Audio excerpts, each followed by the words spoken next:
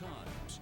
Bay News 9 and our partners in from the Tampa Bay Times political unit talk in depth with newsmakers from around the nation, the state, and the Bay Area.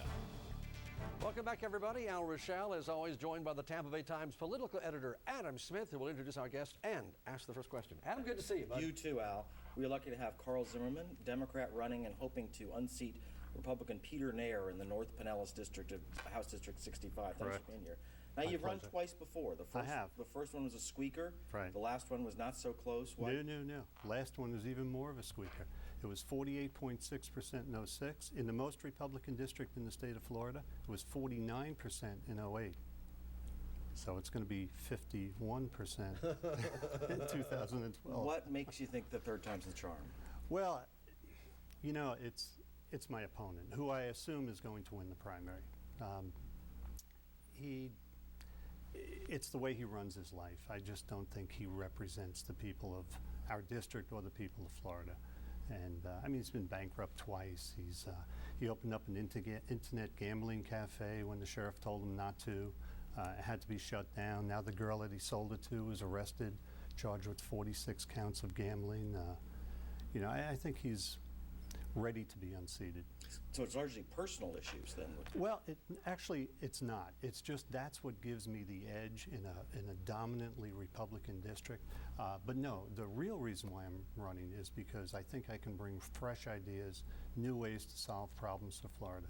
Carl, we have a lot on our plate, whether you're a Republican or a Democrat. Right. You're a longtime educator, so I want your stance on this whole notion with the pensions that state employees had to contribute, and I'm not even sure where we still stand with that. I think the state still has the money in escrow. It's before the Supreme Court right now. And it's not an escrow. No, they asked for it to be put in escrow, which would have, you know, if the teachers prevail in this, escrow would have been the best way to do it.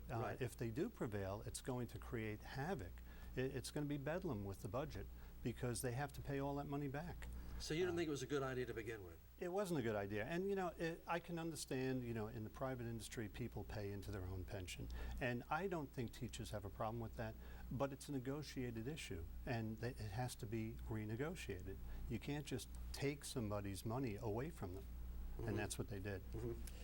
Do you think Florida, does Florida need more revenue? Absolutely, and that's one of the things that I've been running on. You know, we can't tax people that are losing their homes. We can't tax people any more than we're currently taxing them. But we can grow a new revenue source. Alaska, 90% of their state tax comes from land leasing. They don't charge their citizens tax. They pay their citizens a dividend. But nobody's going to want to be drilling for oil all over Florida. No, and I'm not for drilling for oil. But there are other ways that we can create a revenue source. We have Cape Canaveral that's no longer being used by the federal government. We had a private rocket launch from there a week ago, which was a successful mission. We can grow a cottage industry right there, and we don't have to give away the farm to do it. You know, this is location, location, location. It's the best, most desirable state in the country, and companies that are in that business should want to move here for that. Internet sales tax. Why is that such a holy grail? Because we're talking about billions of dollars could be had if we just charged all of our internet sales. And, you know, as much as I personally would hate to pay sales tax on something I buy on the internet, it is a law. Sales tax is what we get charged on our purchases, and the only thing that's here is not that it's not passed. The only thing is that we're not collecting it. Not enforcing it, in other words. Not enforcing it. So how would you enforce it? Well, that's a matter for the legislature to discuss, but it's a difficult thing. It's not as easy as it's made out to be because you have companies that are located out of state, and if you're going to collect sales tax from them, you're going to have to kick back a good chunk of that sales tax to them for the collection. So we may not get all the money we think we're going to get from them. So what's the number one issue still facing Floridians right now? Well, are we still talking jobs or are we talking housing? I think one of the biggest issues we're still talking about is homeowners insurance. You know, this is an issue that just keeps getting worse and worse. We haven't solved it. Everything that's been done has just taken us further and further away from a solution. And the solution is in competition. You know, competition brings down prices. And I wouldn't have said this in 2008, but I think the only thing we can do right now is we need to break out insurance, and we need to start selling pieces of insurance. If you only want fire insurance on your house, and your mortgage company is not going to agree with that, but if you own your house outright, you should be able to just buy fire, liability.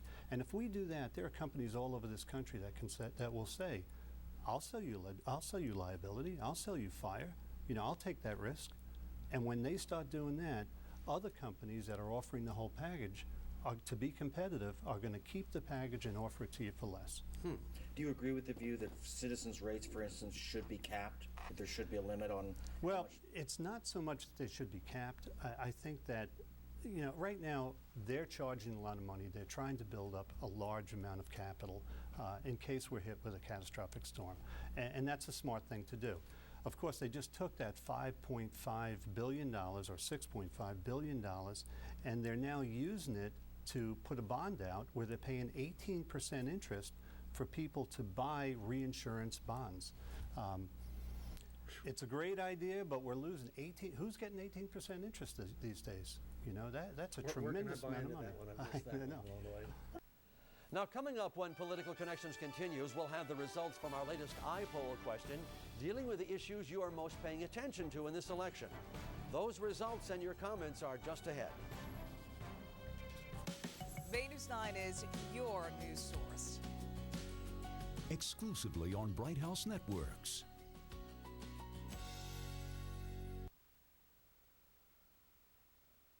What does it take to keep you safe when hurricanes threaten? Power and lots of it. Start with